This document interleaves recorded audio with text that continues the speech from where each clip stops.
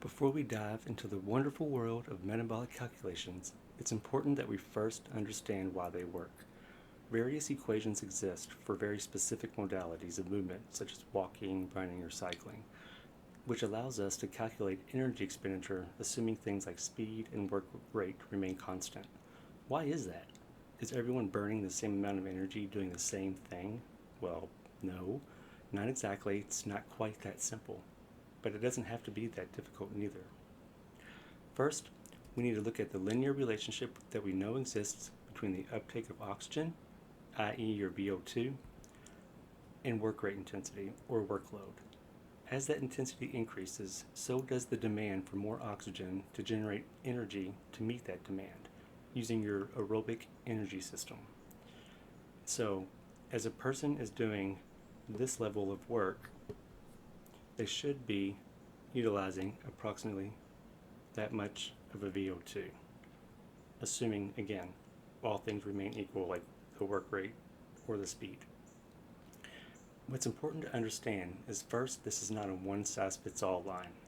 There will be variation based on certain factors that we'll save for another tutorial.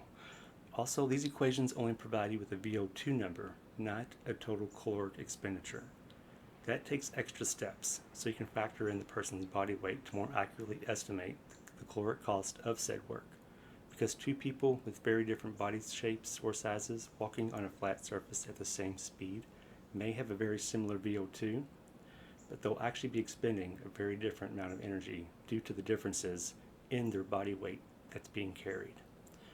Another important point is the fact that these equations are only accurate up to a point. So what I mean is they are designed for low or moderate intensity levels mainly, something that can be sustained for a prolonged period of time without the person having any further increase in heart rate once steady state is reached.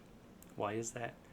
Well, because once you start reaching your max, you're actually beginning to use more of your anaerobic stores instead of your aerobic, so your actually predicted VO2 isn't going to be an accurate prediction of your oxygen utilization, since we're starting to fatigue, and towards the closer we get to max, the more that equation gets offset because of that other anaerobic component being utilized. Next time, we'll get into more about what steady state is, what it means, and how it's used in some of these equations.